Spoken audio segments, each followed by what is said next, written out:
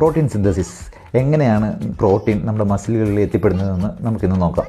First of all നമ്മൾ protein intake ചെയ്യും. Injection കഴിഞ്ഞ് കഴിഞ്ഞാൽ അടുത്ത പ്രോസസ്സ് നടക്കുന്നത് പറഞ്ഞാൽ ഡൈജഷനാണ്. ഡൈജഷൻ നമ്മുടെ gastric juices like pepsin, hydrochloric acid ഇതൊക്കെ യൂസ് ചെയ്ത് നമ്മുടെ പ്രോട്ടീൻ ഡൈജഷൻ പ്രോസസ്സിലോട്ട് പോകുന്നു. ഡൈജഷൻ പ്രോസസ്സ് കഴിയുമ്പോൾ ആമിനോ ആസിഡായിട്ട് ഈ പ്രോട്ടീൻ കൺവേർട്ടഡ് ആവുന്നു. ഈ ആമിനോ ആസിഡായിട്ടാണ് അബ്സോർപ്ഷൻ നടക്കുന്നത്. നെക്സ്റ്റ് പ്രോസസ്സ് എന്ന് പറയുന്നത് ഈ കൺവേർട്ടഡ് ആയിട്ടുള്ള ആമിനോ ആസിഡ്സ് മസിൽസിലോട്ട് ട്രാൻസ്പോർട്ടേഷൻ നടക്കും.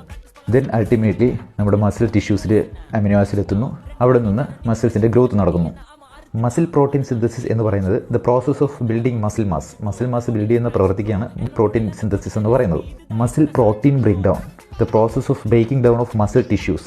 സിന്തസിസിൻ്റെ നേരെ ഓപ്പോസിറ്റാണ് പ്രോട്ടീൻ ബ്രേക്ക് ഡൗൺ എന്ന് പറയുന്നത്. എക്സസൈസ് ചെയ്യുമ്പോൾ നടക്കുന്ന പ്രോസസ്സാണ് മസിൽ ടിഷ്യൂസ് ബ്രേക്ക് ആവുന്നത്. Muscle protein synthesis should be more than muscle protein break down. ജിമ്മിൽ വർക്കൗട്ട് ചെയ്യുമ്പോൾ നിങ്ങൾ ആലോചിക്കേണ്ടതെന്ന് പറഞ്ഞാൽ എത്രത്തോളം നമ്മൾ മസിൽ ബ്രേക്ക് ഡൗൺ ചെയ്യുന്നോ അതിൽ കൂടുതൽ മസിൽ ഗ്രോത്ത് ആവാനായിട്ട് പ്രോട്ടീൻ സിന്തസിസ്, പ്രോട്ടീൻ ഇൻടേക്ക് അതിൽ കൂടുതൽ നമ്മൾ ഇൻടേക്ക് ചെയ്യണം.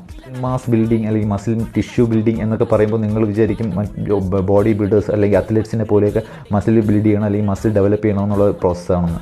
ഒരിക്കലുമല്ല. നോർമൽ ലൈഫ് ജീവിക്കുന്നവരായാലും മസിൽ ബിൽഡ് ചെയ്ത് കഴിഞ്ഞാൽ ഒത്തിരി യൂസാണ് നിങ്ങളുടെ ഡേ ടു ഡേ ലൈഫിൽ. എപ്പോഴും ഓർക്കുക, health is your biggest wealth.